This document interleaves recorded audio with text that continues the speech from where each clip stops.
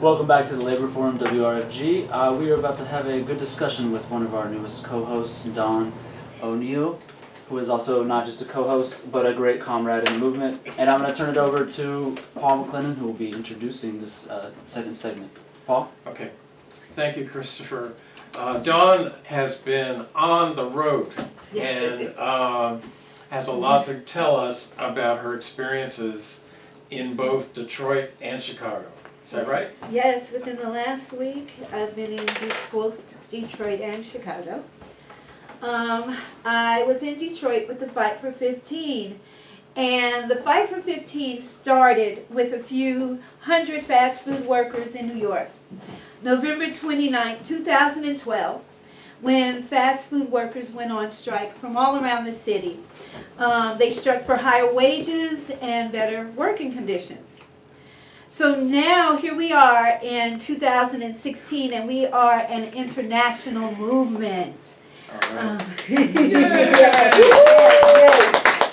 are in 300 cities in 6 continents. And we have swelled not only to include fast food workers, but home health care, child care workers like myself, recently added adjunct professors and airport workers. So workers from around the globe are standing up to corporations that are holding them hostage economically. And while companies like McDonald's pull in billions of dollars, the workers are suffering under low wages.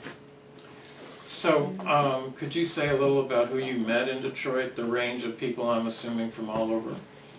I was called to Detroit. They asked me to come and speak on economic inequality and racial inequality, the links between both. And so there, and also to speak on Black Lives Matter. And so that's what, my initial goal was, to go and talk about that link, and also to talk about two things that I wanted to get across there was that in the industries, I met a lot of child care workers. A lot of child care workers making $8 an hour, $8.50 an hour. I met a lot of adjunct professors that were making less than kindergarten teachers. And so in speaking about racial inequality and economic inequality, I wanted to make 2 points clear: that the industries of child care and home health care are basically dominated by Black and brown women, Black and Hispanic women.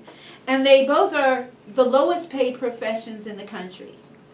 And so I met with home health care workers whose working conditions were horrible when they told their stories of being assaulted by patients or going into homes that were unfit for even animals to live. And the pay that they got for it, horrendous, unbelievable stories. So what you just said is about class, the economy, and race, and gender. Yes. Because it's women who are working most of these jobs. And is that who you saw represented at the meeting in Detroit?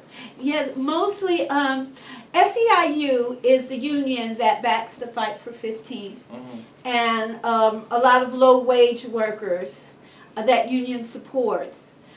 A lot of the workers, the majority of the home health care workers and child care workers are Black and Hispanic women, yes.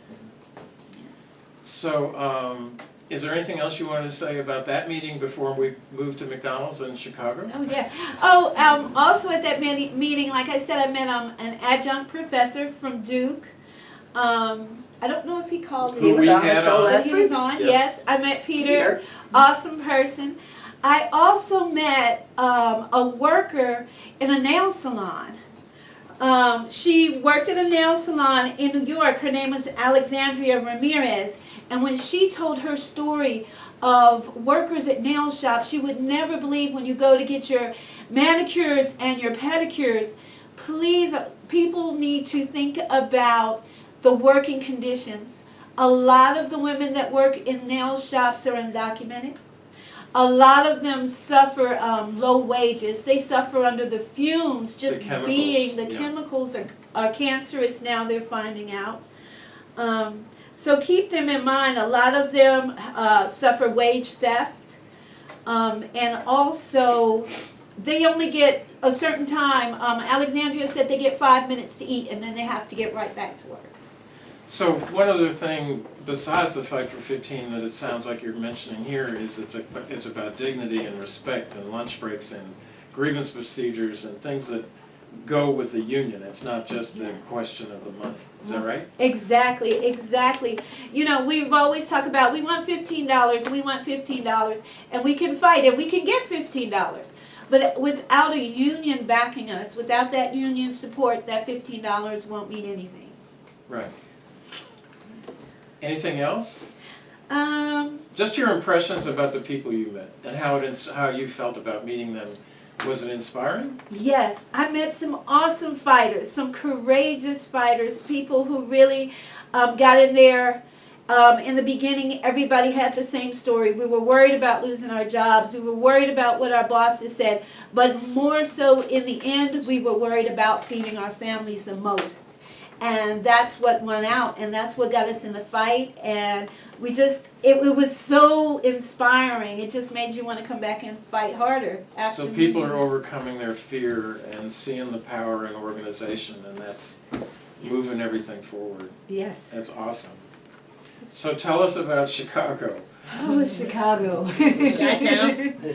Well, after getting back from Michigan, I had one day to come back, wash my clothes, eat something, go to sleep, and get up and get on a bus for Chicago. And it was a 12-hour bus ride. But we arrived in Chicago on Wednesday. And when we got there, we met with fast food workers. They had a huge cookout for us prepared, and it was really nice. We got to meet with comrades from all over the country. Fast food workers from New York and Chicago, Detroit, everywhere, Alabama. It was wonderful. Florida was there. And we had a cookout. After the cookout and everybody ate, we all went to a meeting place where we marched down at the where the McDonald's headquarters were. And we had a march there, and it was pouring rain, torrential downpours. But to see people out there with their children, kids in strollers, people carrying babies, and thousands of people in this horrible thunderstorm, thunder and lightning going on, but it didn't stop the people. The people kept marching. We marched for about 45 minutes, and we chanted and under heavy police guard. And after that, we made our way back to our buses for the next meeting on Thursday. So you were there for 2 days. For 2 and the days. first day was in front of the headquarters, and what was the second day? The second day was actually where the shareholders were meeting. Were McDonald's shareholders, and they knew we were coming, and so they told them to work from home that day. They told them not to come in. They told them that the protest was going on and that they should work from home that day. But we got there, huge golf course. We were separated by a team of police that crossed, made a barrier. And then there was a lake, and then there was like the meeting place of the shareholders. And we rallied outside of McDonald's and let them know that, this corporate greed is enough. This corporate greed is hurting workers, but not only hurting workers, hurting communities, hurting our country. And so we let our voices be heard. So what's the strategy moving forward now with the Fight for 15 campaign? What do you think will happen next? Moving forward, I believe that there's going to be more organizing, more political, we're going to be hearing a lot of presidential promises. Hillary has said that she would back the fight for 15. That's yet to be seen, but Now that's what she says, yes, and she says that she's working on raising child care, teachers' wages, and making child care affordable. Things that I believe Bernie has said way before. But now Hillary seems to be on that bandwagon, so we'll just have to wait and see. We know that we're going to push her. We're going to continue to push her to keep the promises that she's made. You know, she spoke at the convention in Michigan, and she told us a lot of wonderful things, and so now it's time to make her stand up, to hold her accountable for the promises that she's made in Michigan, and I know that the Fight for 15 will do that. So, Annette, did you have, go ahead, please. About the Hillary thing, yeah, we'll see about that, but Yeah. you know, I think it's awesome that you know, people are still fighting like across the country. I went to the 5 for 15 rally here in Atlanta, and that was just like amazing to see how many people were out and chanting and singing and dancing and really like, you know, just being joyful when that was a space where they could have been angry or combative or volatile, you know, and it's just amazing to see that the movement is like spread across the country and people are not giving up no matter what, you know, anyone has to say. It's like people are going to fight for the rights that they know they deserve. And I just wonder how much, like, sometimes I just think like imagine how much we could enjoy, how much more we could enjoy life, how much more time we could enjoy life. Did I say that right? Yeah. Okay. Absolutely. Yeah. I mean, imagine how much more we would be able to enjoy life, how much more time we would be able to spend enjoying life if we didn't have to fight for rights that we're already supposed to have. You know what I'm saying? Like, you're already supposed to be able to pay your bills and not just exist but live. You know, you're already supposed to be able to be treated like a human being in a work environment. You're already supposed to be able to be given workers' rights, maternity leave. Like, you shouldn't have to be begging for these things, you know. Healthcare. So, exactly. Simple, basic things, you know, healthcare, education. Like, it's just, you know, we're doing this because one day we get to, there's a goal that one day we get to that point where we'll just all be considered first class citizens, and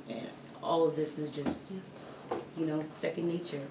But until then, like, I don't know, I really believe in the 5 for 15 movement, and it's awesome what everybody is doing. We interviewed someone who talked about having the time, like you were saying, Annette, to go to a PTA meeting, to be involved in their kids' education. If you're not working 2 or 3 jobs, you have time to participate in the community. Yeah, there was a lady, I think her name is Marie, if I'm correct, who I saw at one of the 5 for 15 town halls, who, you know, has to work like 70, 80 hours a week as a home health care worker. She's making $10 an hour, which is actually $1 less than she was making as a home health care worker like 10 years before. And she has no time to spend with her 5-year-old son who is failing kindergarten, you know, and she has, you know, she can't hire anybody to like tutor him. She doesn't have money to do that. So it's like, it's forcing families to choose between, okay, do I spend time educating my child so they can, you know, succeed in life and get ahead in life and have a chance, or do I do what I have to do to put food on the table, to be able to pay my bills, put a roof over my family's head? Like, why should families be forced to make that choice, you know? And that's what this is come down to, and that's why this movement is so necessary, so they don't have to be in the position where they have to make this decision.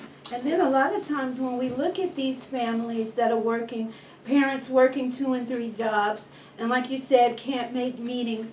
But also, you don't know what your child is doing. You don't know what your child is doing during their free time. Right. You don't know who your child's friends are. You don't Right. know what's going on after school. And so then we see more problems in the community, you know, Right. and parents, it's just so hard to get involved. Everything goes back to economics. You know, we can say, well, the community is violent. You know, there's a lot of crime in the community, but that goes right back to economics again. And so that's why this fight is so important, Right. that people have to stand up. You know, we Yes. have to say economic violence, police violence go hand in hand in Yes. low-income communities. We see it across the board. Right. And studies will show time and time again, and you don't even really have to look in studies, just go into communities yourself. Communities are safer and succeed more when they have more resources, not when they have more police. Yes. The more money they have, the more resources they have, the better the schools are, Yes. the higher the employment rate, the more the community as a whole is successful and happier.